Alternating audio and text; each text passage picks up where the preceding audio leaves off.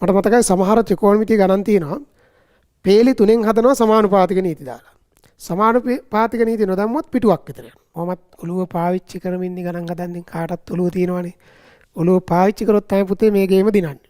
කොහේ කොතන සමානුපාතික නීති අමු වේද දන්න ලබාගත යුතු උත්තරේ දිහා බලලා අපි ඒකට අනුගත වෙනවා. ඔය කියලා දුන්න හැම නීතියම පුතේ ඔයාලට ෆිසික්ස් වලත් පාවිච්චි කරගන්න. A බෙදීම B සමානයි C බෙදීම D නම්. ඔයා ලියන්න පුළුවන් පුතේ. A බෙදීම B සමානයි A ධන C බෙදීම B ධන D. අපූර්වයිනේ. කෙටිකම නමන්න කෙටිකම දාන්න මේ සමානුපාතික නීති කියන එක වැදගත්. I1 එතකොට 2023 අලුත් ටීම් එකේ ෆවුන්ඩේෂන් එකේ 3 වෙනි වීඩියෝ. පුතේ මම අද මේ වීඩියෝ එකෙන් කරන්නේ ඔයගලන්ට ගොඩක් ඉදිරියේ එන පාඩම් කොහේ කොතනද කියන්න බෑ ගොඩාක් තැන්වල වැදගත් වෙන දෙයක්.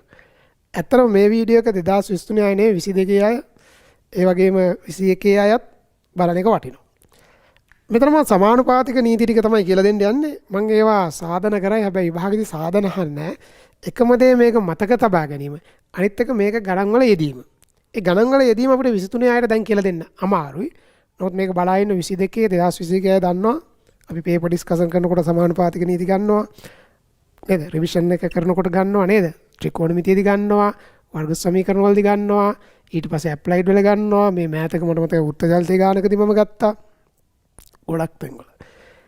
ඒ සමානුපාතික නීති කියන එක දානකොට විභාගෙදී සමානුපාතික නීති යෙදීමෙන් කියලා ලියනවා නම් ඒත් හොඳයි. මොකද දැන් අර පේපර් එක බලන කෙනා වුණත් අර වෙන ක්‍රමයකට සුළු කරන ගානක අපි සමානුපාතික නීති දාලා කෙටියෙන් හදනකොට මට මතකයි සමහර ත්‍රිකෝණමිතිය ගණන් තියෙනවා. පේලි 3න් හදනවා සමානුපාතික නීති දාලා. සමානුපාතික නීති නොදැම්මොත් පිටුවක් විතර යනවා. මේ මෑතක ආපු විභාග ගන්න. බලන්න. පළවෙනි නීතිය නීති දැන් මෙහෙම හිතන්නකෝ පුතේ. A බෙදීම B සමානයි C බෙදීම D නම්. මම පළවෙනි දැන් මේ ටික වෙනම මම පොදුවේ ලියන ඉස්සෙල්ලා නිකන් කියලා දෙන්නම්. කොහොමද මේක දැන් අහසින් වැටෙන්න බෑනේ පුතා. කොහොමද ආවේ කියලා. A බෙදීම B සමානයි C බෙදීම D නම් පුතේ මතක තියාගන්න. කෙලින්ම ලියන්න පුළුවන් A ධන B යට B සමානයි C ධන D යට D වේ. ඕක අපිට ඩිරෙක්ට් පාවිච්චි කරන්න පුළුවන්. නිකමට අපි ඉලක්කම් උදාහරණයකින් බලමුද? මේ බලන්න.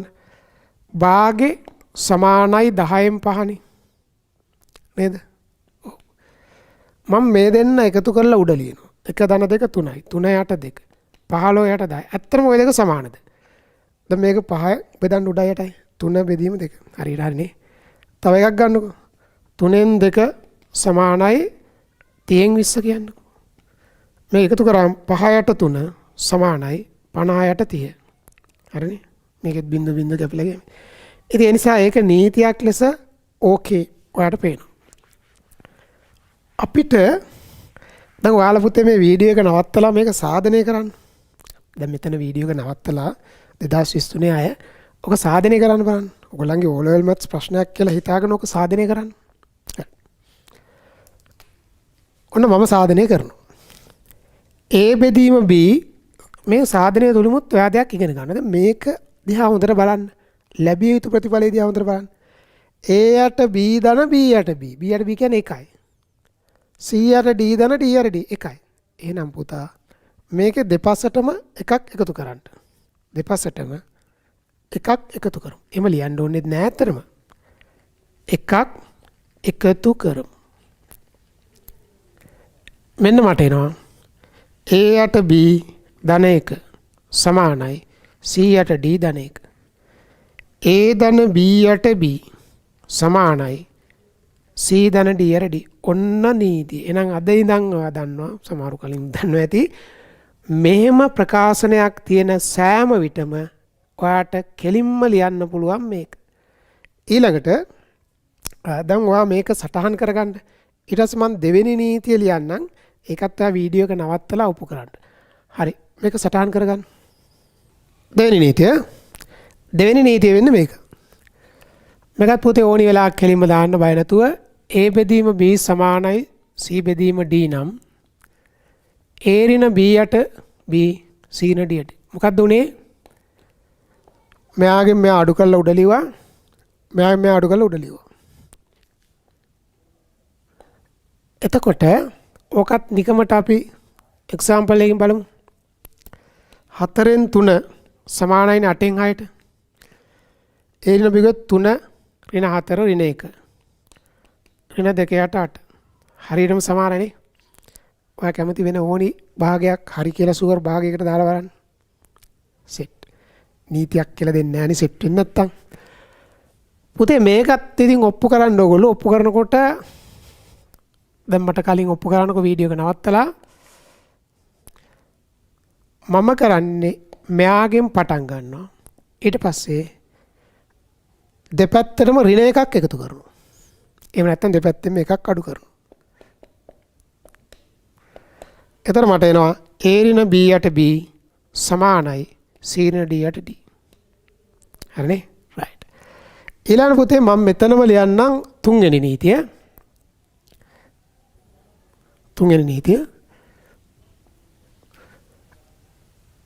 එයා තමයි A බෙදීම B සමානයි C බෙදීම D නම් A යට A ධන B සමානයි C යට C ධන D වේ. මොකද්ද බලන්න එතන ආවේ? එතනත් පුතේ අපි එකතු කරා ඉස්සල්ලා වගේ.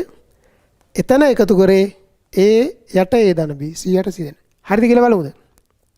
මේ තියෙන්නේ 5න් 3 සමානයි 15න් 9. ඒක හරිනේ. මේකට 3ෙන් බෙදෙනම 3යි 3ෙන් බෙදෙනම 5යි. මම මේ දෙන්න එකතු කරලා ලියනවා යට 3 බෙදීම 8 9 බෙදීම 15යි 9යි කී දෙන්නේ 24. දැන් මේක 3ෙන් බෙදන් 3 වරක් 3යි මෙතන 3 වරක් 8 හරියටම හරිනේ. එතකොට අපි කොහොමද පුතේ මේක ඔප්පු කරන්නේ? දැන් මේක YouTube හරහා යන නිසා ඔයා වීඩියෝ එක නැවතුවා සාදර කරලා විනාඩි 5ක් විතර try කරොත් ඔක හදාන්න පුළුවන්. ඉච්චර වෙලා යන්නේ නැහැ. හිතලා හදනව නෙමෙයි. හදන්න. ඊට පස්සේ මම මේ දැන් කරන සාධනේ බලන්න. හරි? මතකතු එහෙම කරන්න නැත්නම් ඔයාගේ ඔළුව හැදෙන්නේ නැහැ පුතේ. right. A බෙදීම B සමානයි C බෙදීම D. දැන් පුතා මම දෙපැත්තෙම ගන්නවා පරස්පරය. දැන් දෙන්නෙක් සමාන. දැන් x සමානයි y නම් ළමයි. එකයට x සමානයි එකයට y වෙනවනේ. xy බිඳුවට අසමානයි කියලා අපි හිතුවොත්. මොකද බිඳුවට සමානවත් එක බෙදීම් බිඳුව නොපවතීනේ. එහෙනම් මම මේකේ පරස්පරය ගන්න. ඕන්නම් මම එහෙම ලියන්නම්. දෙපස්සම පරස්පරය ගම. ඒක ලියන්න අවශ්‍යත් නැහැ ඇත්තටම.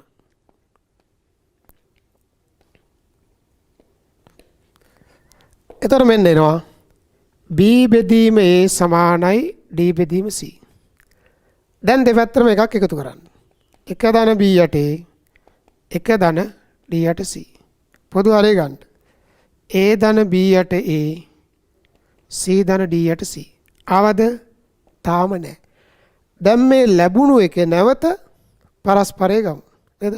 අපි ආපහු පරස්පරය ගන්නවා මේ විදිහට. පරස්පරය ගත්තාම වෙනවා A බෙදීම A ධන B සමානයි C බෙදීම C ධන D. හරිනේ? එතන පේන්නේ නැත්තම් මම මේ ලියන්නම් A බෙදීම A ධන B සමානයි C බෙදීම C ධන D. මේ යට තියෙන එකම තමයි මෙතන ලියුවේ. මේ ගම්ම්‍ය වන්නේ කියලා ලිව්වත් හරි නැත්තම් පරස්පරය ගමු. එහෙනම් පුතේ මෙන්න A යට B සමානයි C යට D නම් A බෙදීම A ධන B සමානයි C බෙදීම C ධන D. ඔය එක්කම මම එන්නම් 4 වෙනි නීතිය. දැන් ඔයගොල්ලෝ වීඩියෝ එක නවත්තලා අවශ්‍ය විදිහට මේවා ලියා ගන්න පුළුවන්. 4 වෙනි නීතිය කොහොමද එන්නේ? එයා ලියනවා මෙහෙම. A බෙදීම B සමානයි C බෙදීම D නම් A යට A ඍණ B සමානයි C යට C ඍණ D. අපේ ළමයි ඕක ඔප්පු කරන්න. මං උදව්ව කරන්න දැන් ඔප්පු කරන්න. ඊට පස්සේ මම මෙතන ඔප්පු කරන්නේ නැහැ. මං උදව්ව කරන්න. අතින් සිද්ධ වෙන්න ඕනේ දෙපැත්තෙම පරස්පරය ගන්න.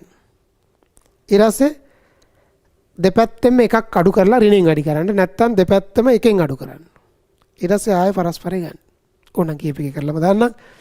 මෙන්න A යට B සමානයි C යට D. මේකෙන් අදහස් වෙනවා B යට A සමානයි D යට C. ඔන්නම් දෙපැත්තෙන්ම එකක් අඩු කරන්න. ඊට පස්සේ B ඍණ A යට A D ඍණ C යට C. දැක්කනේ? නමුත් මෙතන A ඍණ B තියෙන ඉඳ ආයෙ ඍණ එකෙන් වැඩි කරන්න දෙපැත්තම. ඒකෙන් අදහස් වෙනවා A ඍණ B යට A දෙපස්සම ඍණෙන් වැඩි කරාම ගැටලුව ලියනවනේ. හරි. ආපහු සැරයක් පරස්පරය ගන්න.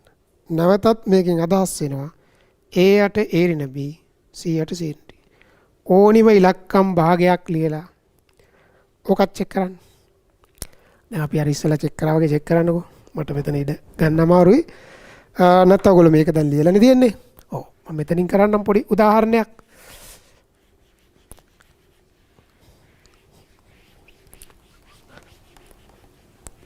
මේක බලන්න. 4න් 1 සමානයි 8න් 2. මම 1 යට 1 ඍණ 4 කියන ඍණ 3. 2 යට 2 ඍණ 8 කියන්නේ ඍණ 6. අනිවාර්යෙන් මේ දෙක සමානයිනේ. සමාන එකක්.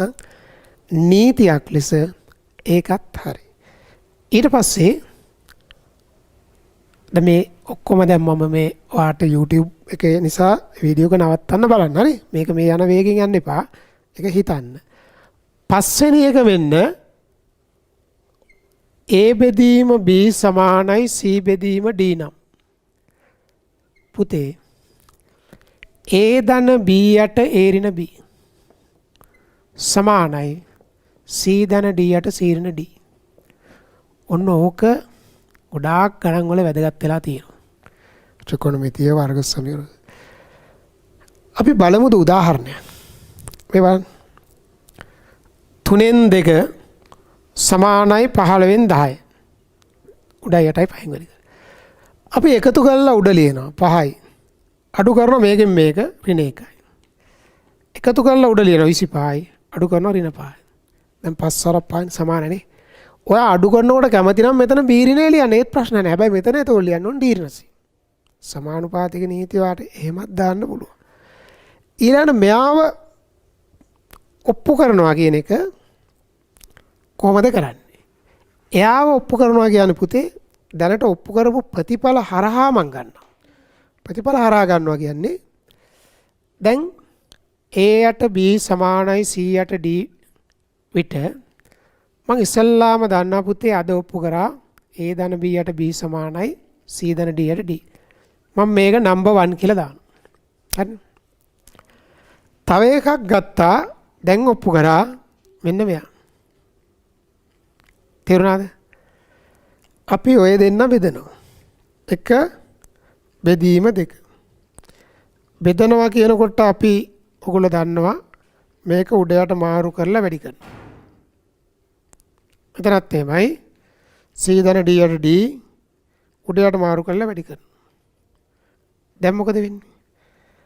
දැන් මේ B ට B කැපුණම A ධන B යට A ඍණ B සමානයි C ධන D යට C ඍණ D.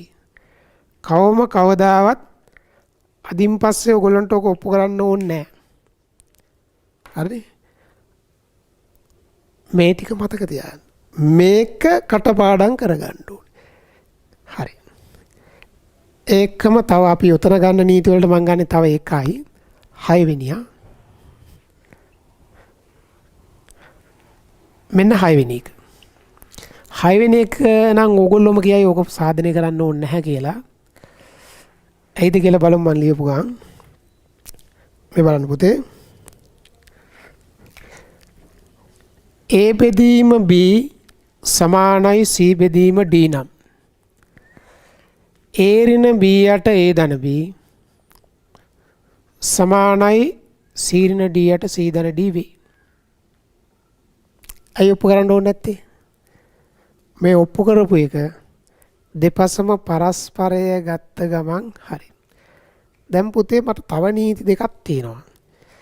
ඒ නීති දෙකට කලින් මම පොඩි කියන්නේ මේක යෙදෙන අවස්ථාවේ මගදී හම්බෙච්ච ඒවා ගැන චූටි අදහසක් දෙන්නම්. දැන් පුතේ අපි පොඩි ගානක් හදමු. දැන් මේ වීඩියෝ එක බලනවා අපි අපේ ටියුට් එක කගාවරි නැත්තම් ඉල්ලන්න WhatsApp හරහා ඊට පස්සේ මම එවන්නම්. මේකට ටැග් කරලා තියෙයි 39 වෙනි ගාන. අපේ ෆවුන්ඩේෂන් ටියුට් එකේ 39 වෙනි ගාන තියෙනවා මෙහෙම. දැන් මේ වගේ ඒවා ඉතින් මේ ගානක මැග අහුවෙනවා. x බෙදීම x ධන 1 සමානයි 5න් 1 නම් x යන්න කියලා තියෙන්නේ. ඔයා ඔක හරස් ගුණ කරලා x යයි. 5x සමානයි x ධන 1. ඒක ප්‍රශ්නයක් නෑනේ. ඔන්නෝමනේ අපි x හොයන්නේ. එතන මේක මෙහා පැත්තට ගත්තම 4x සමාන 1යි x කියන්නේ 4න් 1යි. හරිනේ? ඕක අපි සමානුපාතික නීති දාලා කරොත් ඒක කොයි නීතියද කොතනද දාන්න කියන අපි හිතන. දැන් මේක ඔයා දන්න මෙයාගෙන් මෙයා අඩු කරොත් එකයි නෙන්නේ. ඒ නිසා මම මෙතන ලියනවා x. අපි සමානුපාතික නීති යොදමු කියලා ලියමු. නීති යොදමු. එක නීතියක් වේදන්නේ. දැන් මේකෙන් මේක තමයි මම අඩු කරන්න කිව්වේ. නමුත් දැන් මේකෙන් මේක අඩු කරන එක ඊට වඩා ලීසි මේ. x බෙදීම x ධන එකෙන් x ගියාම 1යි පුතේ. කෙලින් මට x උක් තියෙනවා. දැන් මෙතන 1ෙම ලියුවා. දැන් 5න් එකක් 4යි. ඔය තියෙන x කියන්නේ 4න් එක. අපිට වැඩේ කරකවා ගන්න පුළුවන් නේ. ඒක අවශ්‍ය සටහන දාගන්න. දැන් ඔයා මෙන්න මේක හදන්න බලන්න. x ධන 1 යට x න 1 සමානයි 5 බෙදීම 2 නම් x ලබා ගන්න. ඔය අපිට ගණන් වල අතරමැද හමු වෙන ඒවා. හදන්න වීඩියෝ එක නවත්තලා හදන්න. ඊට පස්සේ මම මේ කියන එක බලන්නේ. x ධන 1 යට x න 1 සමානයි 5 බෙදීම 2. දැන් පුතේ මම මේකට දාන සමානුපාතික නීතිය තමයි මේ දෙන්න එකතු කරොත් 2x. තමයි මේ ගාන තව ටිකක් වෙනස් කරන්නත් තියෙනවා. මෙතන 2යි කමන්න තියෙන විදිහම ගමුකෝ. දැන්ට ඔන්න 2x. අඩු කරනවා පුතා මෙයාගෙන් මෙයා 2යි. ඒකත් මරුනේ. එකතු කරා 7යි. මෙයාගෙන් මෙයා අඩු කරන්න ඕනේ මේ පැත්තේ 3යි. මේක දෙකට දෙක කරොත් x 7 යට 3යි. එසේ නොමැත්තේ නම් ඔයා මේක හරස් ගුණ කරලා හදන්න ඕනේ නේ. ඒක මම ඉතින් නිකමට කියන්නම්. x ධන 1 යට x න 1 සමානයි 5 යට 2 නේ. හරස් ගුණ කරොත් දෙවරක් x ධන 1 5 වරක් x න 1. 2යි x ධන 2 5යි x න 5. එතන මේ පැත්තට આવොත් මේක මෙහා පැත්තට ගියොත් 3යි x සමානයි 7යි. x කියන්නේ 7 යට 3යි. නමුත් අපිට දැනුනොත් සමානුපාතික නීතියක් දානවා කියලා ඒක වඩාත් හොඳයි. ඔක ලියා ගන්න. ලියාගෙන ඔයා ටියුට් එකේ 40 වෙනි ගාන try කරන්න. 40 හදන්න ඊට පස්සේ මාත් එක හදන්න 40. ඊළඟ ගාන. 2x බෙදීම x න 1 සමානයි භාගය නම් x ගන්න. ඔය ගණන් වල අතරමැද අහුවෙන අවස්ථාවක් නෙවෙයි. පුතේ දැන් මේක එකතු කරා අඩු කරාම අර 2x x කියන එකේදී හිටිනවනේ. ඒ නිසා අපි ඔතනදී වෙනම විදියකට ඔළුව පාවිච්චි කරනවා. කොහොමත් ඔළුව පාවිච්චි කරමින් ඉන්න ගණන් හදන්නේ කාටත් ඔළුව තියෙනවනේ. ඔළුව පාවිච්චි කරොත් තමයි පුතේ මේ ගේම දිනන්නේ. හරි? ඔන්න මම මේක x කරගන්න දෙපැත්තම දෙකෙන් බෙදෙනවා.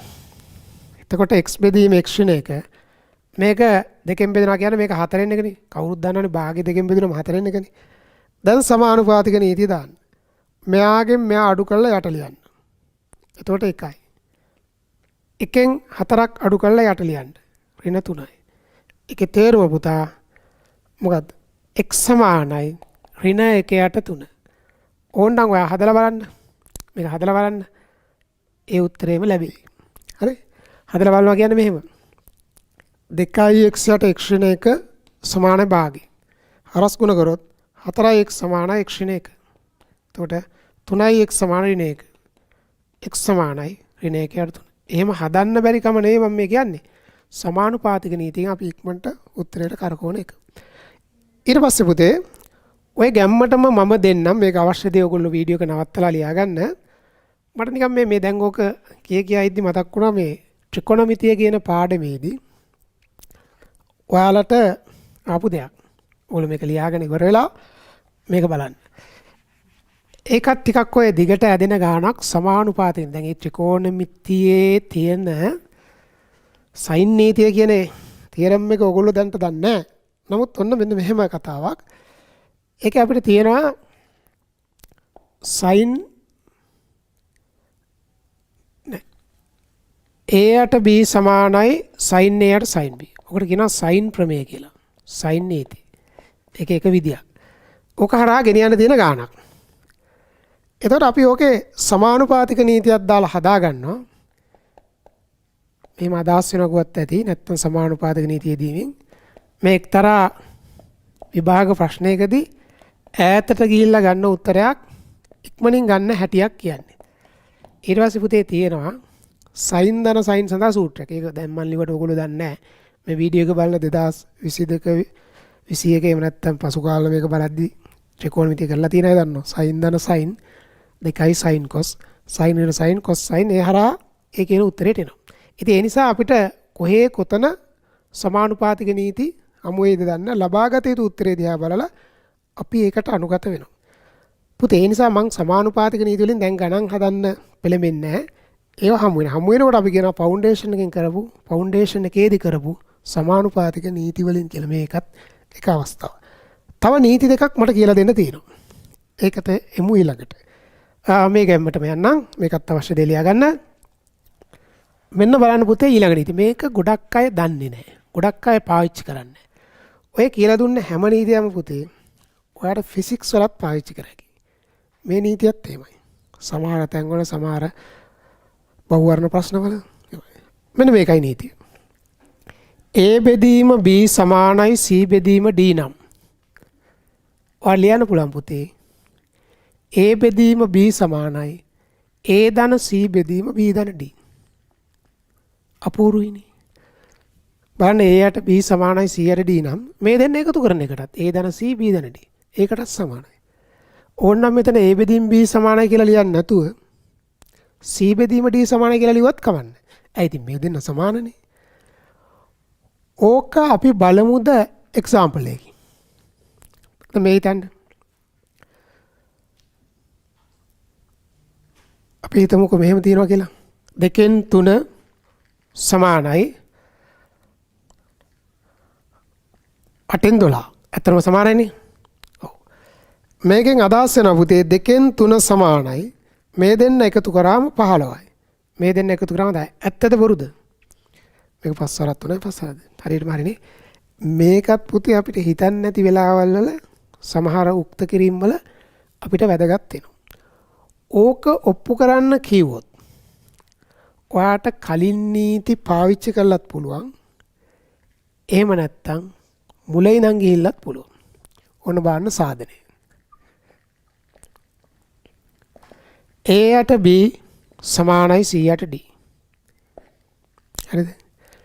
මම නිකම් ප්‍රමෝදර මුලින් ඉඳන් ගිහින් සාධනයක් කරනවා නම් පුතේ හරස් ගුණිතයක් දානවා.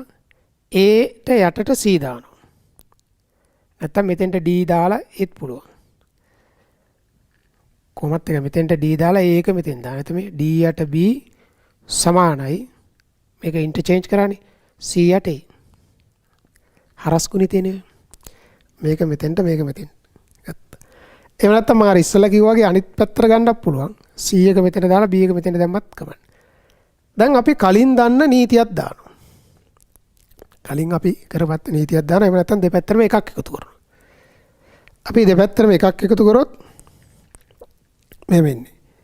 එක ධන D යට B සමානයි එක ධන C යට. දැන් B ධන D යට B. එහෙම නැත්තම් ඔයා මම මොහොතකට ඉස්සෙල්ලා ඔප්පු කරපු සමානුපාතික නීතියෙන් මේක ගත්තත් කමන්නේ. දැන් පුතේ මේක හරස් ගුණ කරන්න. ආයෙත් A මෙතෙන්ට දාලා මෙයා මෙතෙන්ට දාන්න. A යට B සමානයි A ධන C යට B ධන D. හරි? මෙතෙන්.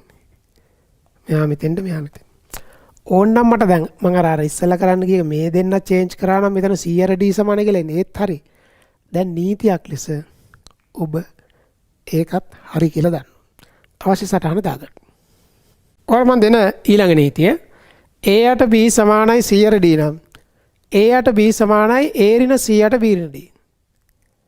මෙයයි මෙයා අඩු කරලා. එහෙම නැත්නම් C යට D සමානයි කියලා ලියුවත් කමන්න. උදාහරණයක් බලමු. මේ තියෙන්නේ 5න් 3 සමානයි 50න් 30 කියන්නකෝ. දැන් මට ලියන්න පුළුවන් 5න් 3 සමානයි. මෙයයි මේ අඩු කරාම ඍණ 27. මෙතන ඍණ 45. මේක ඍණ කපලා 9න් බෙදන්න 9 වරක් 3යි 9 වරක් 5යි සමානයි. මේක ඔයා උප්පු කරන්න. ඉස්සල්ලා අපි සාධනයක් කරා නේද? ආන්නේ සාධනය වගේමයි ඔයාට උප්පු කරගන්න පුළුවන්. නම් චූටි ගානක් දෙන්න. x බෙදීම 5 සමානයි 8 ඍණ x යට 3. නම් x යන්න කියන්නකො. අපිට කාටත් ඕක x යන්න පුළුවන්. නේද? x යන්න ගියාම මේ සමහර අය දැන් සමීකරණයක් දුන්න ගමන් හිතන්නේ x හොයා ගන්න බෑ කියලා මෙන්න x කියනවනේ. එහෙම නෙවෙයි අපි කරන්න ඕනේ දැන් x ගේ වැලියු එක. මෙන්න බලන්න. x බෙදීම 5 සමානයි 8 ඍණ x යට 3. දැන් පුතා මම ලියනවා x බෙදීම 5 සමානයි මේ දෙන්න එකතු කරනවා 8යි. මේ දෙන්න එකතු කරනවා 8යි. මරු 8ට 8 කැපිලා 1යි හරස් ගුණිතයෙන් x සමානයි 5යි. ඒ මේක දෙපැත්ත වැඩි කළා අපි හදුවත් ওই උත්තරේ තමයි එන්නේ. හදලා බලන්න. ඉතින් ඕක තමයි පුතේ සමානුපාතික නීති. දැන් අපි අද ඉගෙන ගත්ත සමානුපාතික නීති. ඉතින් ඕක අපිට මුළු A level සිලබස් ඉගෙන ගන්න කාලය පුරාවටම ඔයගොල්ලෝ දැනගන්න ඕනේ. ඉතින් ඒ වගේම තමයි ඔය සමහර ඇගීම් වාර්තා. ඒ කියන්නේ විභාගයෙන් පස්සේ අදාළ ප්‍රොෆෙසර් ලියපු ඒ ළමයිගේ උත්තර දීම ගැන තියෙන වාර්තාව ලියන වෙලාවකට කීපයක මම දැකලා තියෙනවා. මේ සමානුපාතික නීති වලින් ළමයි වැඩ ගන්න නැහැ. ඒ වැඩ ගත්තොත් ගණන් ගොඩක් පහසු වෙනවා. ඒ කියන්නේ අර කෙටියෙන් ගණන් හදන්න පුළුවන්. ඒ නිසා හොඳට ওই ටික ධාරණය කරගන්න. Tamanට හොඳට පේන තැනක ඔය සමානුපාතික නීති ටික අලව ගන්න. දැන් මම මේ නීති සියල්ල නැවත වතාවක් ඔයගොල්ලන්ට ලියනවා. මේකත් සටහන් කරගන්න. එතකොට අද පාඩම උනේ සමානුපාතික නීති. ඒ සමානුපාතික නීති මම කිව්ව දනුත් කොහේ කොතන මොන පාඩමේ ඕනි වෙයිද දන්නේ. ඒ ඕනි වෙන අවස්ථාව අපිටම වැටහෙනවා. ඒ ගණන් වල අත්දැකීම් එක්ක අපිට වැටහෙනවා. එතකොට මේ නීති ටික යලි මතක් කරොත් A බෙදීම B සමානයි C බෙදීම D නම් අපිට ඍජුවම ලියන්න පුළුවන් පළවෙනි නීතිය A ධන B යට B C ධන D යට D. කියන්නේ මේ දෙන්න එකතු කරලා උඩ ලිව්වා මේ දෙන්න එකතු කරලා උඩ ලිව්වා. ඒ විදිහට අඩු කරන්න. A ඍණ B යට B C ඍණ D යට D කියලා එකවරම ලියන්න පුළුවන්. ඔයාට ඕන නම් මෙතන B ඍණය කියලා ලියන්න පුළුවන් පුතේ. හැබැයි ඒ විදිහට මෙතන D ඍණ C. ඒ වගේ මේ එකතු කිරිල්ල හරය වෙන්නත් පුළුවන්. A යට A ධන B මේ පැත්තෙත් C යට C ධන D. අඩු කිරිල්ල හරය එන්න පුළුවන්. ඒක B ඍණේ දානවා නම් මෙතන D ඍණ C. ඒ වගේම මේකත් අපි ඩිරෙක්ට් දාන්න පුළුවන්. ගොඩක් කරලා ට්‍රිගොනොමෙට්‍රි වල ඒ වගේම වර්ග සමීකරණ පාඩමේ ওই මූල අතර අනුපාතය එහෙම දුන්නොත් ඇල්ෆා බෙදීම බීටා සමානයි මේ k කියලා වගේ එහෙම දුන්නොත් අපිට එතන ඇල්ෆා ධන බීටා ඇල්ෆා ඍණ බීටාත් වර්ග කරාම ඇල්ෆා ධන බීටා වර්ග එහෙම එනවනේ. ඒ වගේ අවස්ථාවල මෙන්න මේ දෙන්න ප්‍රයෝජනවත්. ආපහු ඔයගොල්ලන්ට ෆිසික්ස් වල උනත් වැදගත් වෙයි මෙන්න මේක. a යට b සමානයි c යට d නම් මේ දෙන්න එකතු කරමු. a ධන c ධන b ධන d ටත් මේක සමානයි. ඒක මෙයා සමානයි මෙයා කියනක ඕන එක ගන්න නැත්තම් මෙයා සමාන. මම මේක දෙකම ලිව්වා. සාධනයේදී මම මේකට විතරක් පෙන්වන්නේ නැති නමුත් ඒ දෙක සමානයි කියලා තියෙනවනේ. එහෙනම් පුතේ කෙටිකම නමන්න කෙටිකම දාන්න මේ සමානුපාතික නීති කියන එක වැදගත්. අපි ඊළඟ වීඩියෝ එකෙන් හම්බෙමු. අයබෝන්.